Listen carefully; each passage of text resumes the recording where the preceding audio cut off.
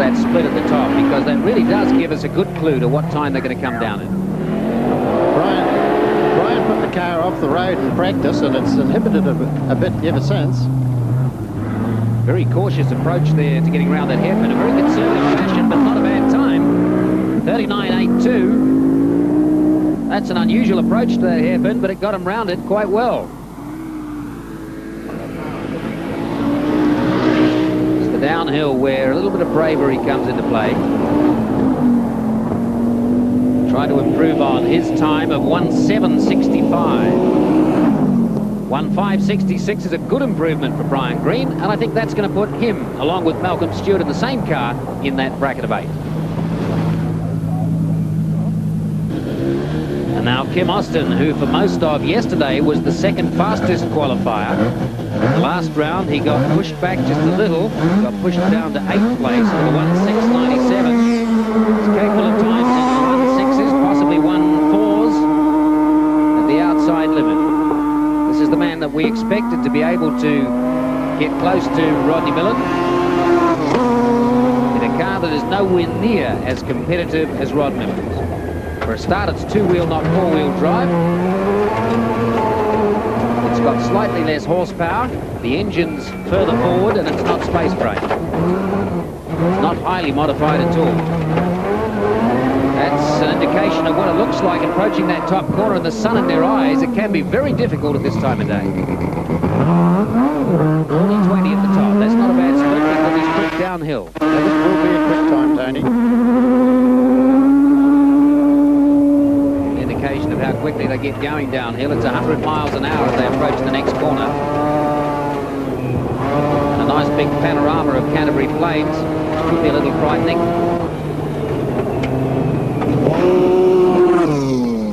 1:04.80. That's a good improvement for Kim Austin.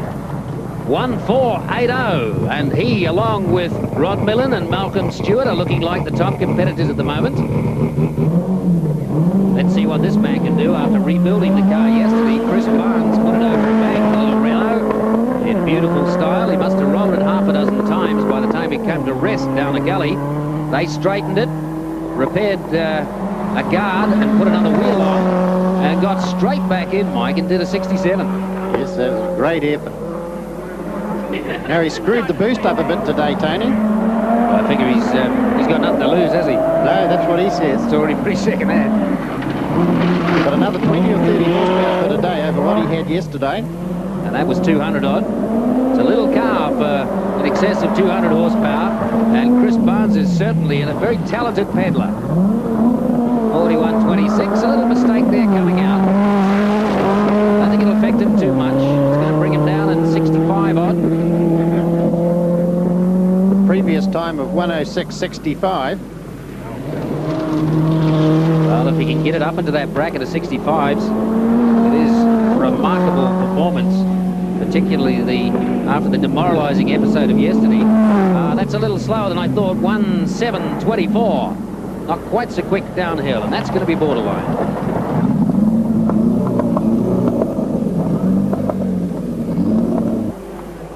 On the course, Ray Wilson looking to improve on his time as well. He really has, Mike, brought his times very, very well down in terms of improving each run. Off the pace a little yesterday. It's Ray Wilson going very quickly this morning. Chris Barnes is the 8th fastest so far at 1:07.24, which was slower than Ray Wilson's time earlier. So Ray Wilson with a 1:06.70 may just knock Chris Barnes out of the contest at the moment in the Renault. That's the time to beat 1:07.24. And we'll see in just a moment if we've got another into the quarterfinal. And we have. 1:05.60 puts Ray Wilson in and Chris Barnes out.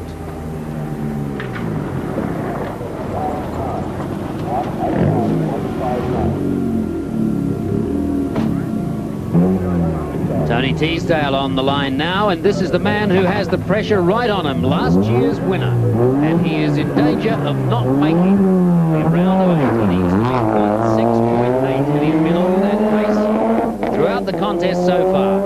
Down at the 1.9s, he will know as well as anyone else that that's not quick enough. And if he wants to progress past this round of 16 into the 8, he needs better than 1:6.8.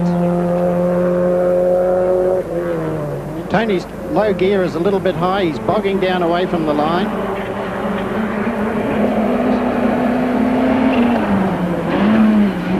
He's away from the line as quickly as he'd like to, which is affecting him all the way up. Also out of the hairpin at the top, he's bogging down there too. Hard to know if there have been some hassles with the car. He's gone up an inch bigger in wheel diameter, which has been partially the cause of the bogging. But yesterday, he actually made some mistakes himself. He was very angry when he came down at the end of his second run, having missed gear changes on the way up, got the hairpin wrong, and had a little mistake on the way down. Knows he's got to improve. 1:6.80, and he is outside of the 8. So last year's champion goes out at the end of this round. 1:7.12, not quick enough. 7:12, Tony, just not good enough on the day. No, well, it's been a struggle this time, and I knew it would be from the start, so we just have to accept what we get. So Tony Teale out of the contest. Trevor Crowe, what else is interesting from on the ground? Yeah, well, I've been timing the cars to the first corner today to see really whether the four-wheel drives do have an advantage over that first part of the course, and surprisingly they really don't. There's only a second between Rod Millen and Kim Austin to the first corner, and I'd have thought it would have been 2 or 3 seconds. And in the top half a dozen cars, the two-wheel drives are in there with the four-wheel drives to the first corner. The other thing is that from here on it gets really tough for the drivers. I know the feeling, they'll be starting to really work themselves up. Even though one car's probably got a bit of an advantage, the guy's natural competitiveness will have them out there wanting to improve on their times, and this is when mistakes can come in. This is when they're really hyped up, they're really concentrating hard when they get in the car, and the pressure's on. So it'll be really interesting for the next couple of runs. And so there are our quarter-finalists into the round of 8. Rod Millen having gone under the minute, Kim Austin, Ray Wilson, Malcolm Stewart, Brian Green, Barry Robinson, Neil Allport and Dave Thexton.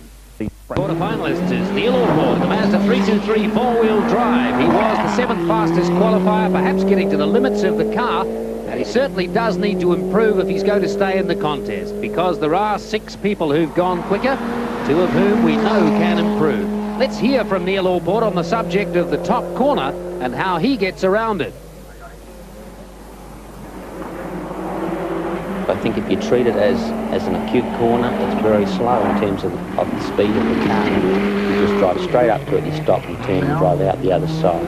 I think you don't lose time. If you try and make up time, then I think you end up losing a lot of time. Wise words from Neil Allport on that corner, which he has done fairly well right most of the day. A good split time, under 40. That's going to bring him down. And if he can improve his time, I think it's a very good indication of just how quick this little Mazda 323 can go. Neil is looking for every fraction of a second on this run because he is desperately close to going out of the competition. See what he can bring it. Oh, 1:4.64. That is superb time for that car. A 1600 vehicle, turbocharged admittedly with 220 odd That's horse. pretty good. Anything left in there? I don't know, we'll have to see next time, I think. Good enough there, yeah. Here's the man still setting the pace. Rod Millen is the man to beat here without any question. He's gone under a minute already in the Mazda RX-7 four-wheel drive.